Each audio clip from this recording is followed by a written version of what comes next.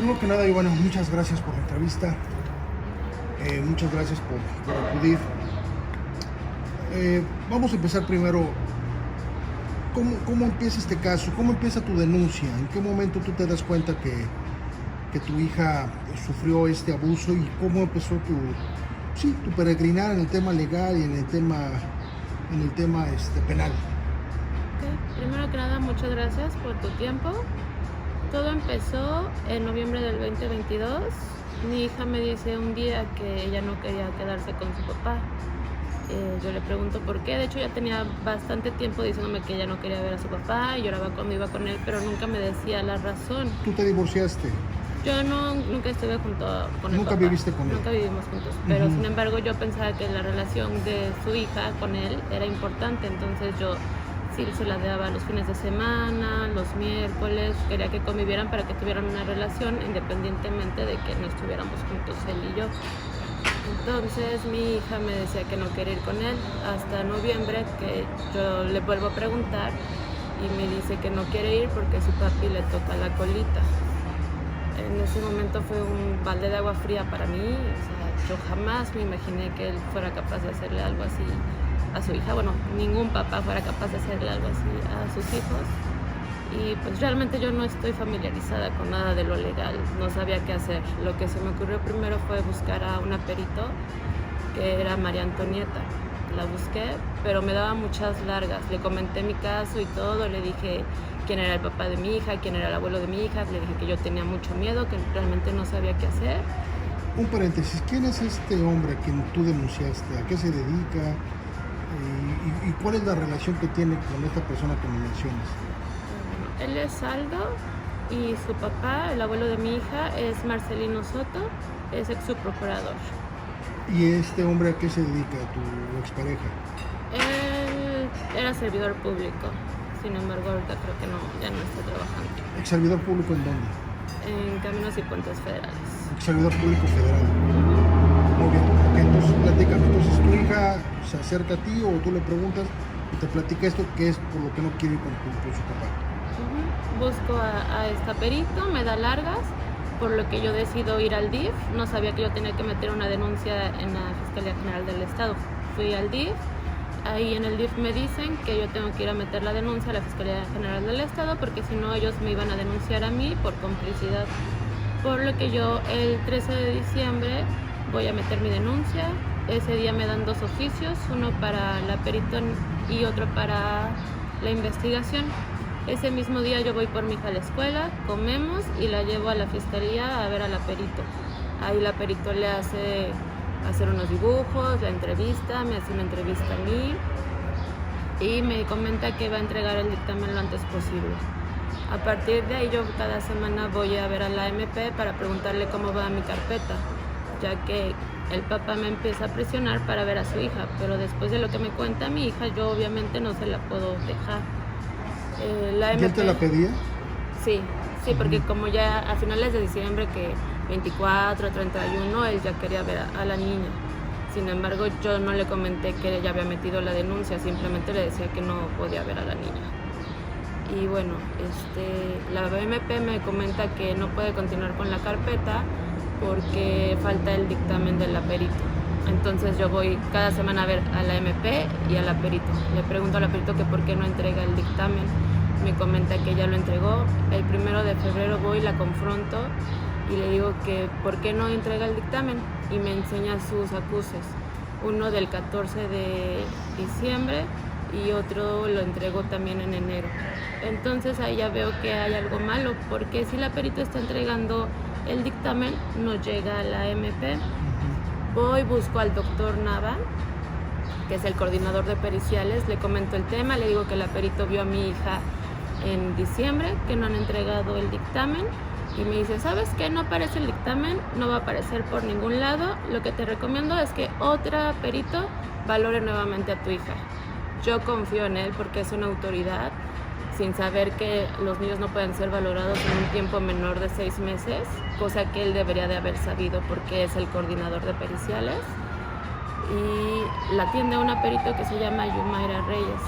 Esa perito ve a mi hija, la pone a hacer unos dibujos, la entrevista, me entrevista, gracias a Dios ese día, como ya había visto yo tantas irregularidades. ¿Esa perito es particular? No, de la fiscalía. También de la fiscalía. Ujú. Como yo ya había visto tantas irregularidades, pido una visitadora de la Comisión de Derechos Humanos para que me acompañe y esté presente en todo el proceso.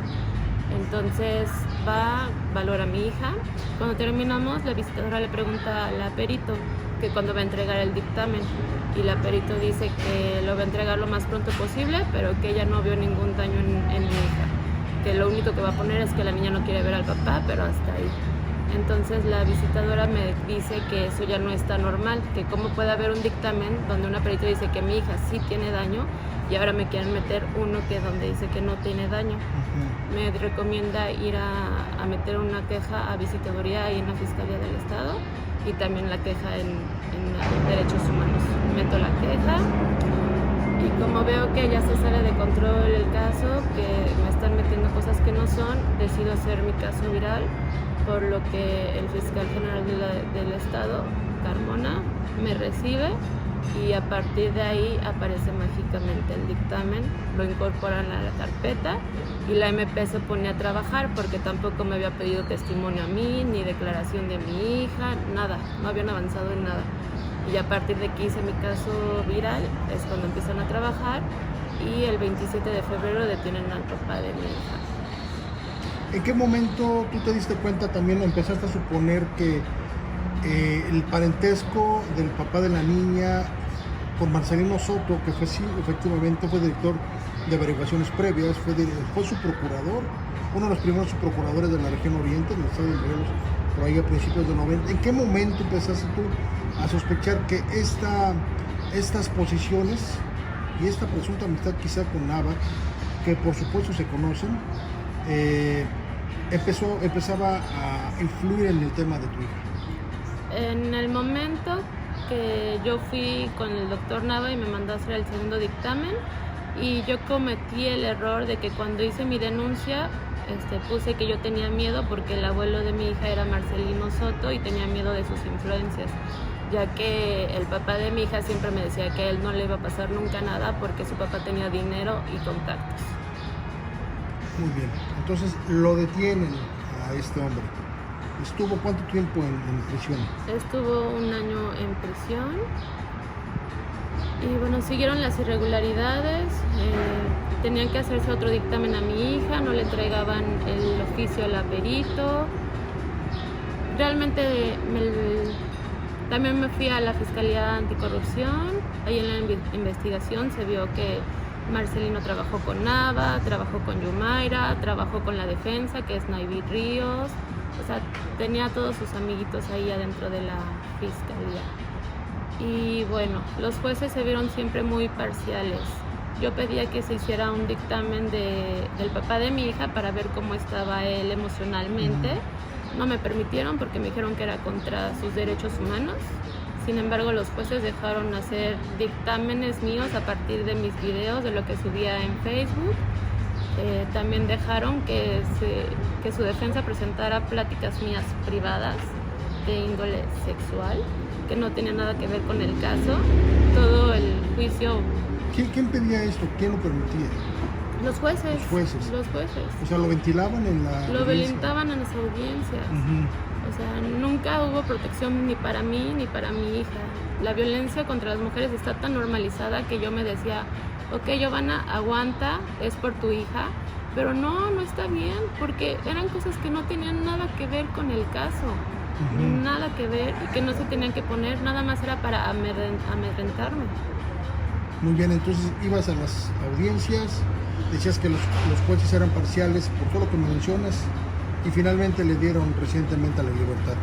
Sí, le dieron la libertad, desestimando la declaración de mi niña, una niña de 5 años que valientemente fue a declarar, fue a comentar todo lo que le hizo su padre, y también desestimaron el dictamen de fiscalía y le dieron credibilidad al dictamen de un paidopsiquiatra que fue contratado por la defensa, paidopsiquiatra que jamás vio a mi hija y que obviamente le pagaron para que dijera lo que a ellos les convenía. ¿Esto cuándo fue? ¿Cuánto periodo de tiempo estamos hablando desde que tú denuncias hasta el momento? Yo denuncio el 13 de diciembre y el ¿De qué año?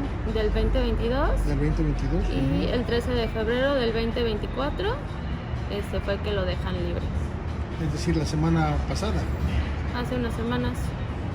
Muy bien, ¿cómo te sientes? Por supuesto que es una pregunta quizá obvia, pero ¿cómo te sientes? ¿Cuál es tu exigencia? Me siento muy decepcionada. Mi exigencia sería que destituyan a los jueces Leticia Damián y Carlos Isaac Jiménez, porque no es la primera vez que van en contra de una víctima y protegen a un agresor. A partir de que yo empiezo a salir a medios, me han estado buscando papás y mamás con los mismos casos, que han dejado libres a los abusadores de sus hijos. Y recientemente hay ¿Estos una... mismos? Sí, ¿Personas? estos mismos jueces. Uh-huh. Recientemente una mamá le cambiaron las medidas al agresor para que llevara su proceso fuera de la cárcel. Ese es un precedente que no había ocurrido. Los agresores sexuales tienen que estar en la cárcel mientras es el proceso. Sin embargo, estos jueces le cambiaron la medida a este agresor y este agresor se dio a la fuga. La mamá metió una apelación, multaron a los jueces, pero una multa no repara el daño que ya hicieron, el peligro en el que se encuentran la mamá y los niños, y también en este caso el peligro en el que nos encontramos yo y mi hija, sobre todo mi hija, porque ahora el abusador puede abusar nuevamente de ella. Pero bueno, pero ya no la está viendo. No la está viendo, pero yo no tengo ninguna forma legal de que no la vea. O sea, tú tienes temor incluso de que te obliguen a dejársela ver. Sí, yo tengo temor que me obliguen y que igual como le pagaron a estos jueces, le paguen al juez de lo familiar y que se la entreguen a él. ¿Ya pudiste hablar con alguna otra autoridad, es decir, con el presidente del tribunal, por ejemplo? Intenté acercarme con el presidente del tribunal, pero nunca me recibió. ¿Has vuelto a intentarlo después de que tu caso se ha expuesto más? Lo voy a volver a intentar, espero que me reciba, pero pues quisiera que me recibiera y ver qué está pasando con sus jueces. Giovanna, si en este momento tú tuvieras a alguien a quien pedirle algo, ¿a quién se lo pedirías y qué le pedirías? Le pediría a las autoridades que volteen a ver a los niños. México, primer lugar en abuso sexual infantil, y es el delito con mayor impunidad en el país. El 1% nada más llega a sentencia. ¿Algo más, Giovanna, que quieras mencionarme que no te haya preguntado? No, eso sería todo. Muchas gracias. Muchas gracias.